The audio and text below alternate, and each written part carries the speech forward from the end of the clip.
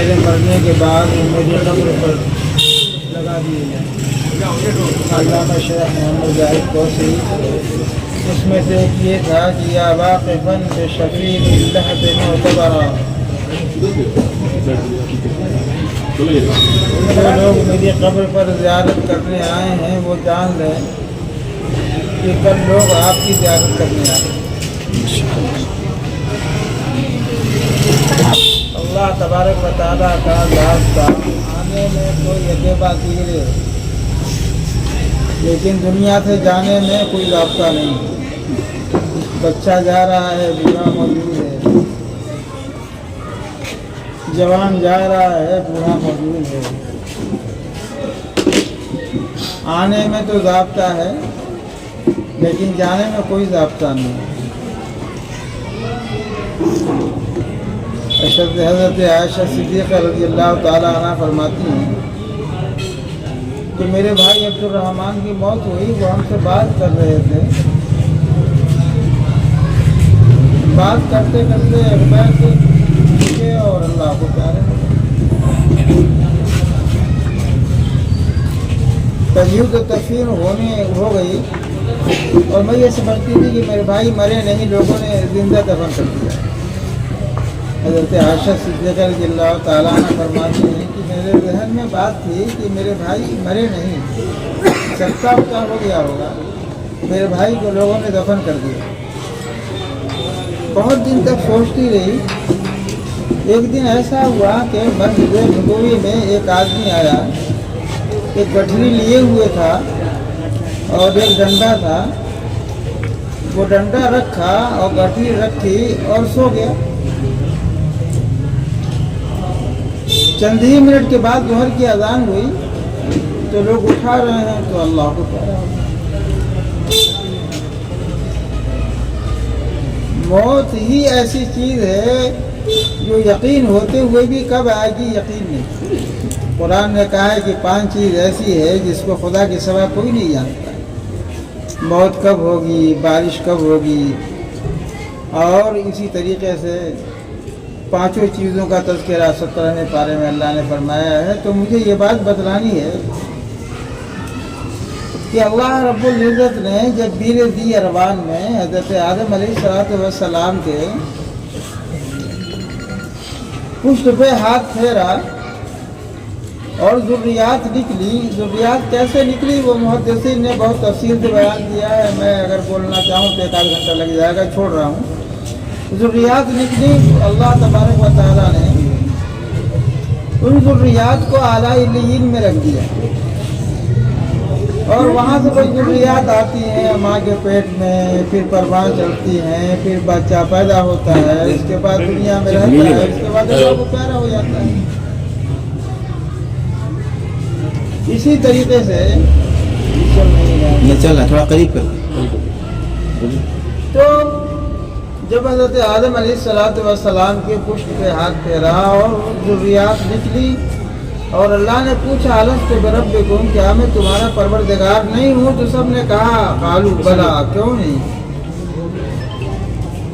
پھر وہ ذریات اعلیٰ علیین میں اور رکھ دی گئی اور پھر جیسے دنیا آ رہی ہے اور ماں کے پیٹ میں اس میں سے ایک فرد آیا اور پھر بچہ پروان چڑھا، بچہ پیدا ہوا اور اس کے بعد پھر دنیا میں رہا، پھر اللہ کو پیارا ہو گیا۔ یہ سلسلہ چل رہا ہے۔ جب وہاں ذریات ختم ہو جائیں گی تو 40 سال تک بالکل سناٹا رہے گا۔ 40 سال تک بالکل سناٹا رہے گا، اس کے بعد قیامت آئے گی، نفخ صور ہوگا۔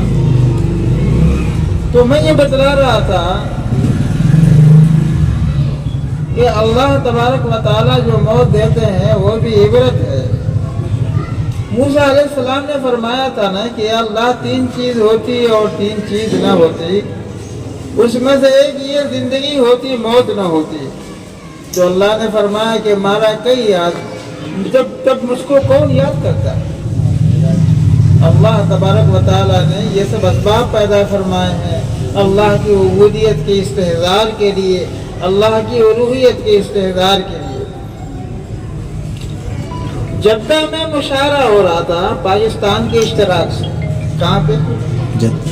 جدہ میں پاکستان کے اشتراک سے ایک مشاعرہ ہو رہا تھا اور اس کے اندر حفیظ جالندھری کا نام سنا ہوگا، بہت بڑے شاعر گزرے ہیں. حفیظ جالندھری بھی موجود تھے، علامہ احسان دانش بھی موجود تھے اور ماہر القادری بھی موجود تھے.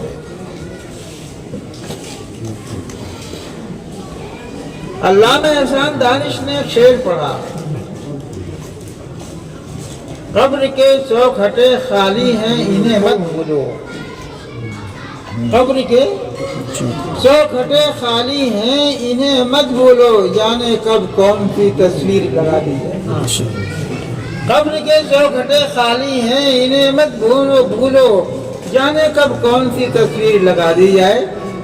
یہ شعر سن کر ماہر القادری کے آنکھ میں آنسو آ گئے. اس کے بعد دوسرا نمبر آیا حفیظ جالندھری کا. آپ جانتے ہیں شعراء میں شوخی بہت ہوتی ہے، تو حفیظ جالندھری کھڑے ہوئے تو انہوں نے کہا بہشت میں بھی لگا ہے مجھے عذاب شدید، بہشت میں بھی لگا ہے مجھے عذاب شدید، وہاں بھی ہے ایک مولوی میرے ہمسائے.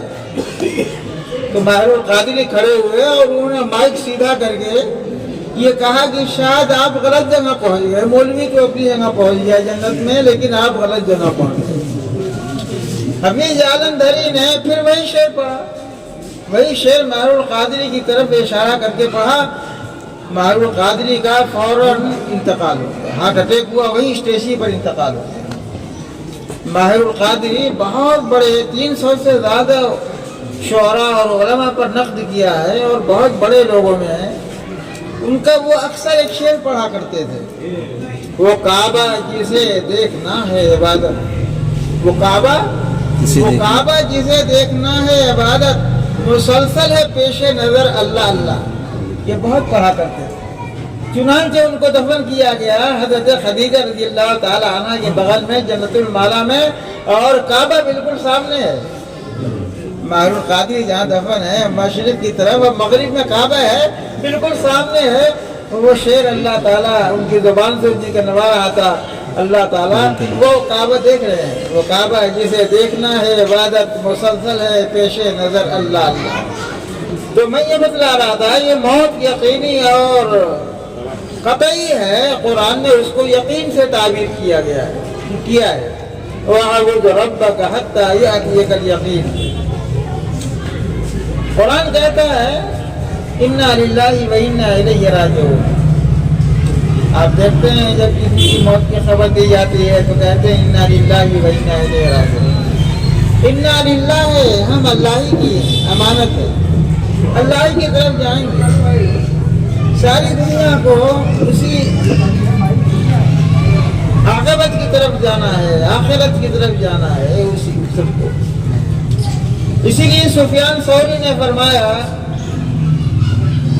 اعمل للدنیا بقدر بقائک، دنیا کے لیے اتنی محنت کرو جتنا دنیا میں تم کو رہنا ہے. وعمل للآخرت بقدر دوامک، اور آخرت میں چونکہ ہمیشہ رہنا ہے اس لیے آخرت کے لیے زیادہ تیاری کرو. سفیان ثوری نے فرمایا اعمل للدنیا بقدر جتنا دنیا میں تم کو رہنا ہے اتنی محنت کرو. اور وعمل للآخرت بقدر دوامک، اور آخرت میں ہمیشہ رہنا ہے اس لیے وہاں کے لیے زیادہ محنت کرو. 26ویں پارے میں آیت ہے وہ بتلاتی ہے کہ دنیا تو آدمی کو مقدر کے بقدر مل کے رہے گی اور آخرت بقدر محنت ملے گی. آدمی جتنی محنت کرے گا اس کے حساب سے آخرت ملے گی. دقائق الاخبار میں شیخ عبد الرحیم افندی نے لکھا ہے کہ جب آدمی کے دنیا سے جانے کا وقت ہوتا ہے تو فرشتہ آتا ہے اور وہ کہتا ہے انا موکل بے انفاسے کا، اللہ تعالیٰ نے مجھے تمہارے نفس کے اوپر، سانس کے اوپر اللہ تعالیٰ نے مقدر فرمایا تھا، موکل فرمایا تھا، اب تیری سانس کے صرف اتنی سانس باقی رہ گئی ہے. اللہ تعالیٰ نے تمہارے رزق کا مجھے موکل بنایا تھا، اب تمہارے رزق کا دانہ نہیں رہ گیا ہے، اب تم دنیا سے جاؤ گے۔ انا موکلون بشرابی کا، اللہ نے مجھے پانی پر مقدر فرمایا تھا کہ تم کو اتنا پانی زندگی میں ملے گا، اب تمہارا پانی ختم ہو گیا ہے۔ امام غزالی فرماتے ہیں کہ اے لوگو، تم ناز و نعمت میں پڑے ہو، غپالا کر رہے ہو، کیا معلوم تمہارا کفن مارکیٹ میں آ گیا ہو۔ کیا فرمایا؟ رات میں تم رنگ ریلیاں منا رہے ہو، دن میں طرح طرح کے رنگ ریلیاں منا رہے ہو، کیا معلوم تمہارا کفن آ گیا ہو مارکیٹ میں۔ اللہ تعالی ہم سب کو اصل دنیا جو آخرت اصل جو آخرت ہے اس کا استحضار نصیب فرمائے۔ آمین۔ بخاری شریف میں دو جگہ وہ حدیث آئی ہے، بخاری شریف میں 2 مقامات پر وہ حدیث آئی ہے کہ جب بچے کے اندر، جنین کے اندر روح ڈال دی جاتی ہے تو فرشتہ آتا ہے، وہ کہتا ہے تمہاری زندگی اتنی ہوگی، اللہ تعالیٰ سب لکھ دیتے ہیں۔ فَيُكْتَبُ لِأَجَلِهِ، تمہاری موت کب ہوگی، موت کیسے ہوگی، طبعی ہوگی غیر طبعی ہوگی، وغیرہ وغیرہ، کیا کھاؤ گے کیا پیو گے، ساری چیزیں اللہ تبارک و تعالیٰ فی بطن امہ، ماں کے پیٹھی میں لکھ دیتا ہے۔ تو میرے دوستو یہ کوئی تقریر کا موقع نہیں ہے، میں چند باتیں بتلا رہا ہوں۔ کہنا یہ ہے کہ آخرت کی زندگی اصل چیز ہے۔ اب مرحومہ کے لیے دعا فرمائیں۔ میں دلی میں مہدیان میں تھا، مہدیان میں شاہ ولی اللہ محدث دہلوی رحمۃ اللہ علیہ کی قبر کے پاس بیٹھا ہوا تھا۔ وہاں ایک جگہ دیکھا بنت احمد، ایک کتبے پر لکھا ہوا تھا بنت احمد، احمد کی بیٹی، اور اس کے نیچے فارسی کا شعر لکھا ہوا تھا، خیر کنید گر بدعایم کنید یاد، خیر کنید گر بدعایم کنید یاد، اے لغرما چو برسرے منزل گزر کنید، اے راہی جب تم ہمارے قبر کے پاس سے گزرو تو کچھ خیر کرتے جاؤ، کیونکہ ہم یہاں کوئی پرسان حال نہیں ہے۔ حدیث میں آتا ہے، رسول اکرم صلی اللہ علیہ وسلم نے فرمایا اذا مات ابن آدم انقطع عمله الا ثلاث، جب آدمی مر جاتا ہے تو سارے اعمال نامے لپیٹ دیے جاتے ہیں سوائے 3 چیزوں کے، کوئی صدقہ جاریہ کیا ہو، یا ولد صالح یدعو لہ، یا کوئی لڑکا ہو گھر والے ہو اس کے لیے دعا کرتے رہیں۔ اسی لیے ہمیں حکم ہے کہ ایصال ثواب کریں، زیادہ زیادہ ایصال ثواب کریں۔ مرحومہ بیچاری اب اللہ کو پیاری ہو گئی۔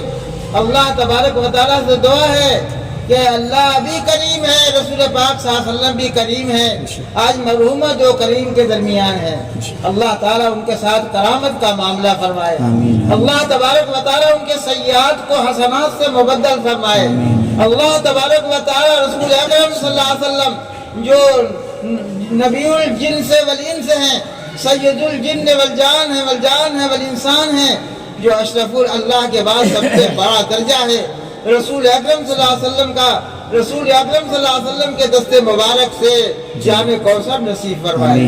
اللہ تبارک و تعالیٰ مرحومہ کو نبیین، صدیقین، شہداء و صالحین کی رفاقت نصیب فرمائے۔ اللہ تبارک و تعالیٰ کروٹ کروٹ انہیں چین سکون نصیب فرمائے۔ اللہ تبارک و تعالیٰ ان کی قبروں کو پھولوں کا گلزار بنائے۔ آمین آمین ثم آمین یا رب العالمین۔